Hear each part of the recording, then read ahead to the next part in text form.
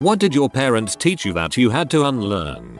My mum told me you couldn't wear tampons until you've had a baby. Tampons were a revelation for me when I learned all the cool girls at school used them. That in the real world, people don't have extreme and violent fights over minimal things, and then act like nothing happened once it's over. Also, throwing tantrums are not the appropriate way to handle problems. Poor credit financial decision making. Had to learn some of that the hard way and correct them. And you don't realize that your childhood lifestyle was a financial sham until you're already spiraling down that same drain as a young member of the workforce. My mother always said I didn't need education. I just needed to marry a rich man. Lol, my dad tells me I need to marry a rich woman, in addition to majoring in chemical engineering. Being passive aggressive. My mum is the worst at that, and I used to follow in her steps, until a friend told me I was doing it. Now I am trying to retrain my mum. It does not work. I go to visit my parents, and let's say my mum wants me to help her out doing something. If she doesn't ask clearly, I won't help. Because if I do she will be like Nuaru, don't worry I can do it. But if I don't she will be heavily citing, walking all around the place like she is busy and has so much work to do. Looking at me meanly, I would be like, do you need help? She would just answer, no I'm fine. Well if you're fine that's fine for me too. I hate when she does that. How hard is it just to ask? She wants my sisters, my dad and me just to guess what she wants. And we are so used to it that we just know. But I'm not acting on it anymore. I see my sisters being peed off at me but not saying anything. They're as much passive aggressive as my mum. Of course I'll have a mail later, or when we're talking on the phone a few days later, she will hint that she's angry at me. But it's over. I have decided that if they want anything, they can ask. If I need anything, that's what I do now. It's so much easier as well. I never feel angry at people for stupid things anymore. Of course people aren't mind readers. That you have to adore your parents because they birthed you and raised you, regardless of whether they actually did anything to earn your admiration or trust. My parents brought me up to believe that bullies were all people of low intelligence who would never really get far in life. This led me to believe that if I just bided my time I would never have to deal with them again, and I didn't really develop much defensive behavior. They could not have been more wrong. To finish my plate go back for seconds. Learning to quit before I'm full, stuffed, has done predictably wonderful things to my waistline. When I'm back at their home for a meal, mom always pushes me to go back for more. Same here. My mom overserved our food way too much. Huge plates of rice every day for dinner. She wouldn't let us leave until we finished. Really gives you horrible eating habits. Oh, and growing up fat. My parents paid bills based on the cutoff date rather than the due date. They also acted like a good credit score was not a big deal. They drove theirs into the ground and then started putting things in my name. Took years, but now I pay my bills before spending anything on unnecessary things and have paid off all the delinquent bills they left on my credit. I am now teaching my 6-year-old to manage her own money by not spending all she has, but saving a bit too. The other day she had $10 from saving up her allowances for a while, and when she went shopping, she spent only $6 because she said she wanted to save the rest. I dang near cried. I had to stop calling pantries food closets. BRB, getting a screw spinner out of my tool bucket in the car hole. That marriages had to be miserable. Wasn't until I started going to sleep over at a friend's house and I saw his parents actually laughing and having a good time together that I learned that marriage can actually be good. I felt the same way when I got into my first serious relationship and spent more time over at his house. It blew my mind to realize that married people in their 50s actually spent time together and enjoyed each other's company, instead of retreating to their separate corners of the house after dinner. That wanting things is selfish. My grandmother raised me, and now that I'm older she started to keep telling me this. I'm selfish for buying things I can afford with money I made, just because it doesn't match her list of things she considers a priority. Wanting can be selfish, but it isn't always selfish. JFC. That you can't ride around everywhere with a cooler full of beer or liquor and use your kids as the backseat bartenders while you drive. For now, we're about 5-10 years from rolling parties. communicating my feelings and how to properly express them. My family has some horrible communication skills, and it's not something I realized until my husband pointed it out to me when we first started dating. We had a tendency to explode, then completely shut down and not speak to each other if we ever got into an argument. Sometimes we would say the meanest possible thing just to hurt the other person. Occasionally, the arguments would turn violent, but that was usually between my sister and I. My parents never turned violent. Admitting that we were wrong about something was also difficult for us. Also, mind reading. If something was upsetting us, we would never express it and just left it to the other person to guess what was wrong. My husband thought it was crazy how we communicated with each other, and again, I didn't realize it until he pointed it out. It took years and I honestly still struggle with it, but have a much easier time analyzing a situation and expressing my feelings in a calm manner. That you will die if you leave the fan on at night.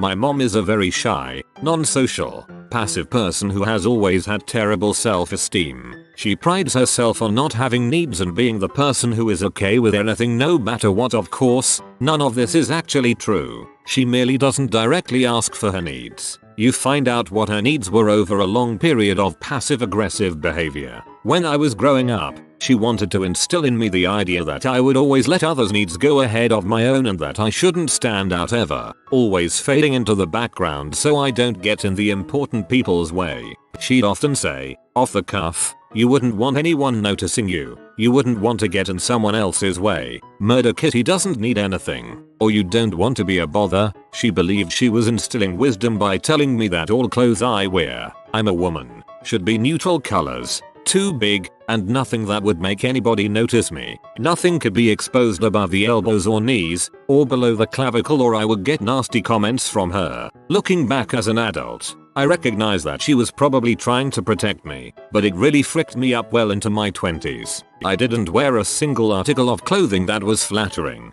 fun, or fashionable until I was 23, besides the clothes thing. This resulted in having terrible self-esteem throughout my teen years and early 20s, especially about my body, dating, allowing myself to spend money on frivolous things once in a while, and most importantly, learning to take up space in the world. It's a good thing to directly state your needs, to say I don't want that, to stop caring what others think about you and how in the way you supposedly are, and to put yourself first most of the time. I now realize that the people who are passively putting others first are very mentally and sometimes physically unhealthy people who are, ironically, creating a bigger burden on people by not caring for themselves.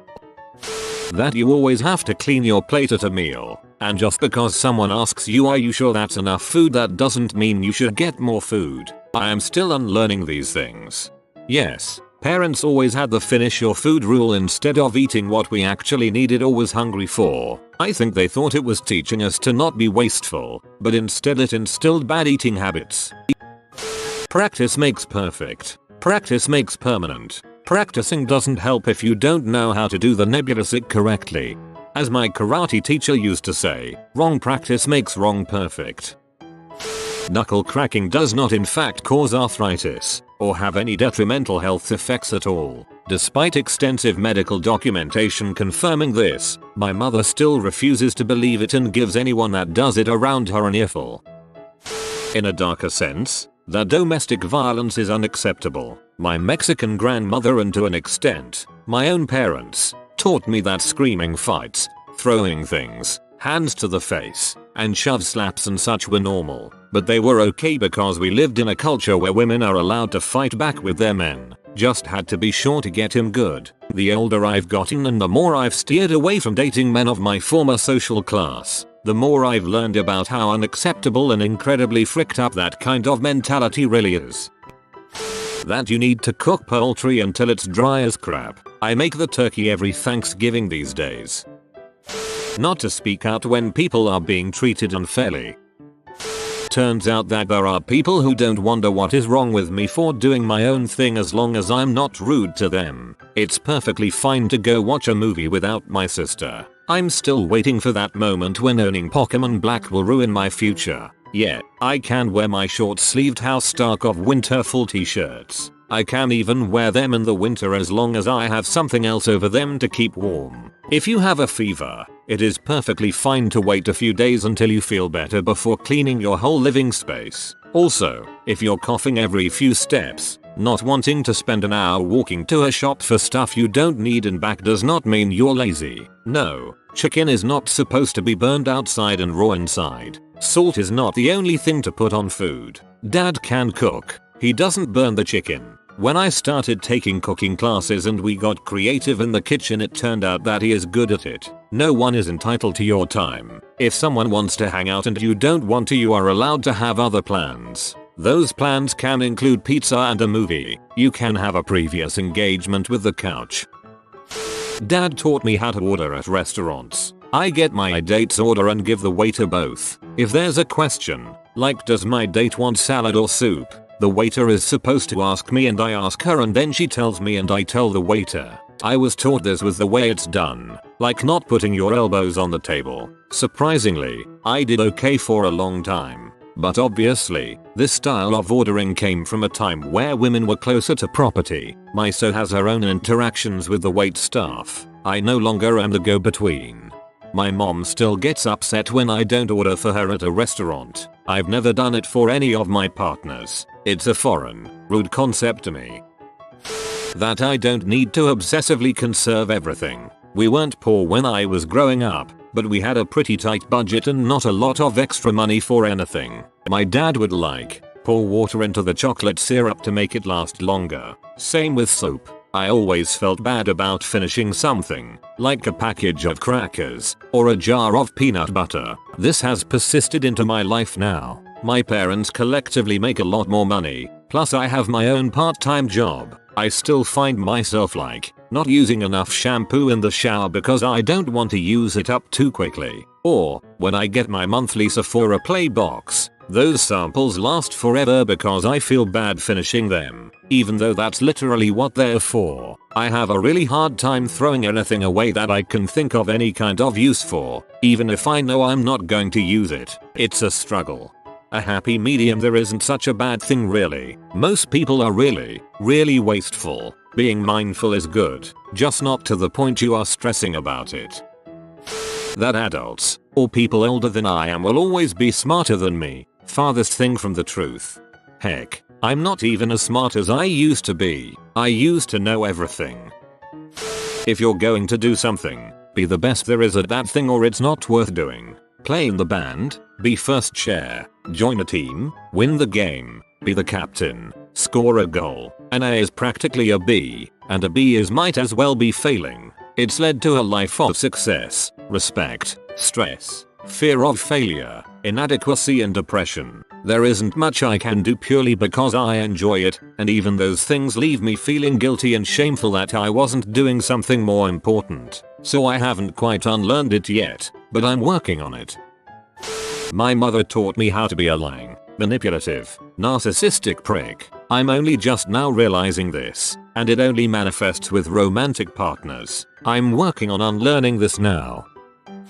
That you should respect your elders. If you're dong, you're dong. Growing up, people in my family talked up my dad as a good driver, and I believed them. My grandfather, on my mother's side, was his biggest advocate, and my dad always vouched for his driving as well. So I internalized that and that became my idea of a good driver. A few years ago my grandfather and dad drove a family friend around, and that was when I learned that they're both overly aggressive, impatient, and risk-taking drivers. Now that it's been pointed out to me, I always notice all the tailgating, lack of signaling, and questionable lane changing. Like a good chunk of people, mild racism. Also, that you can undercook steak and it's freaking delicious. I like my racism like I like my steak, rare. How to be in a horrible relationship, as in father who didn't want to be there, mother who put up with it for years. Can't tell you how many years I wasted recreating that nonsense until one day I said, my god, this is a relationship my parents had. Still wrestle with it, to be honest, but at least now I'm aware. My father wasn't a very good man, but he tried to be a good father. He taught us that nothing is more important than family and that you should give your life for your family if needed. He taught us that loyalty was more important than feeling loved or valued. There's good threads of intention in those lessons, but it really fricked up my family dynamic for a long time. He taught us that if your pain is bad, you shouldn't confront it, but you should drink and suppress it until it comes out in bursts of violence. This one was hard for me to unlearn, and I'm still working on it. It's even harder for my brother. That I'm a disappointment. It took well over a decade after moving out to unlearn that one. I'm on the verge of moving out and I'm fairly certain I'll be in the same boat you were. Your grades are the only thing that matters. For my whole life I was taught this, and for the most part, until the end of high school, I was able to get good grades effortlessly. I did quite well on standardized tests and got away with blowing off a lot of homework for school. My parents weren't happy with this because if you put in more effort you could get straight A's. My dad called my 33 ACT score pathetic, so it was pretty much ingrained in my brain that I wasn't good enough. A bunch of my cousins were great students that ended up going to prestigious colleges, Ivy League and such, so I was always compared to them and treated like a failure. Once I myself got to college I couldn't handle it and ended up failing out. After that happened I was dangerously close to being suicidal for a while. If I have terrible grades then I might as well be nothing, right? I ended up getting a job where I've been moving up pretty fast. Every time I talk to my parents they keep telling me that I won't amount to anything without a degree, but I make about as much right now as my friends who recently graduated. I know they aren't 100% wrong, but they definitely aren't 100% right. My parents always taught me to be polite, but nowadays people always tell me that I'm too polite to the point that it seems fake. My mom always told me to be nice and talkative to everyone. This totally backfired and I ended up being fricked over by a lot of friends I had as a kid. But luckily this helped me learn who my real friends were. I still treat everyone with respect, but my previous experiences have led me to become much more reserved and cautious about who I make friends with. It's also led me to become extremely introverted.